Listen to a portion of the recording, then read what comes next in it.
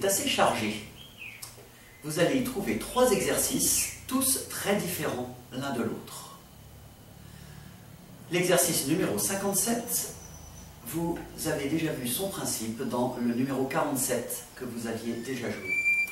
Il s'agit de laisser les 3 doigts posés sur la corde de Ré tout en jouant sans la toucher avec les doigts la corde de Sol à vide.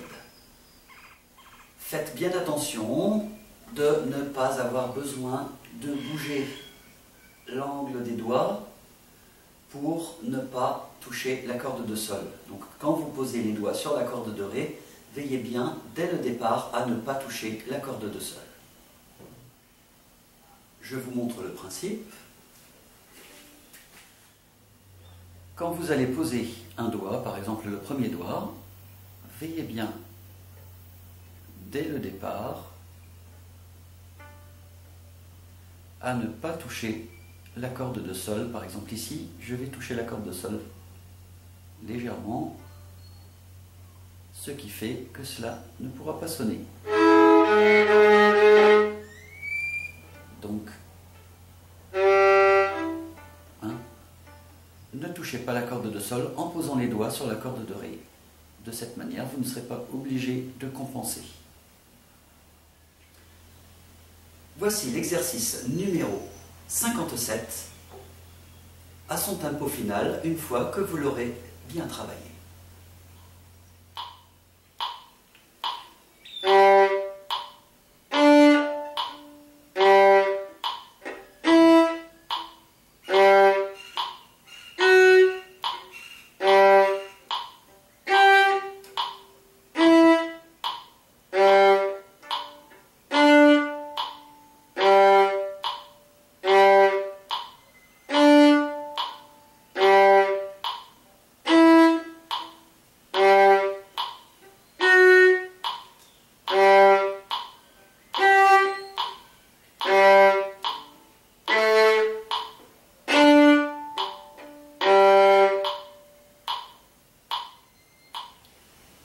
L'exercice numéro 58 va vous faire revenir au talon pendant les demi-pauses, tout en préparant des doigts à l'avance pendant le silence, comme vous avez fait dans le morceau numéro 6 précédent.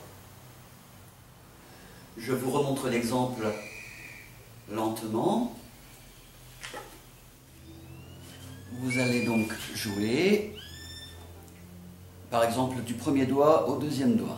Donc, 1, 2, 3, je reviens au talon rapidement et je pose le deuxième doigt. 4, je me repose et 1. Je recommence. 1, 2, 3, 4. Je recommence. 1, 2, 3, 4.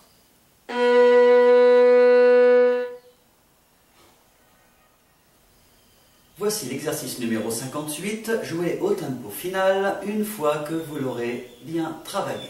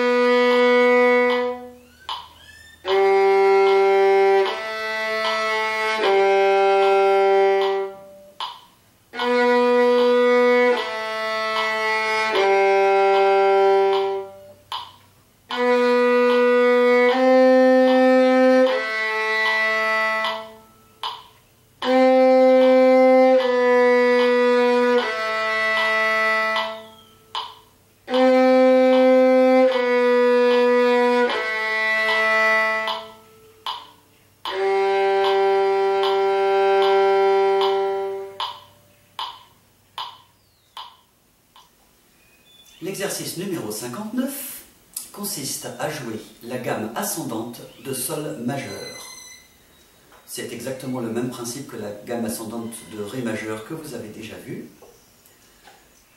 Tant que vous êtes à un tempo assez lent, jouez en coup de coude, vérifiez bien votre justesse, laissez bien le troisième doigt posé avant de changer de corde et n'enlevez le troisième doigt que lorsque vous avez joué la corde à vide. Puis, lorsque vous atteignez un tempo plus rapide, vous pouvez jouer en note continue, jouer legato. Gardez bien le troisième doigt posé sur la corde de sol tout en jouant la corde de ré. Puis, pendant que vous jouez la corde de ré, seulement à ce moment-là, vous enlevez le troisième doigt. Attention, la dernière note est une ronde, donc arrêtez-vous bien à la fin du quatrième temps.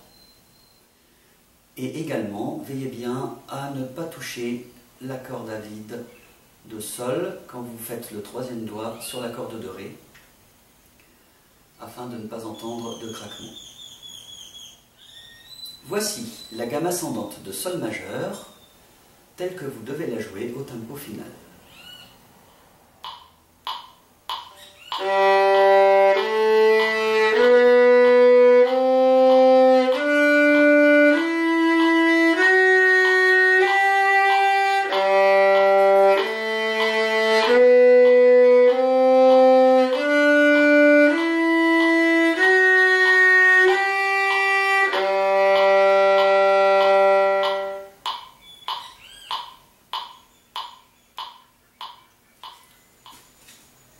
Bon travail!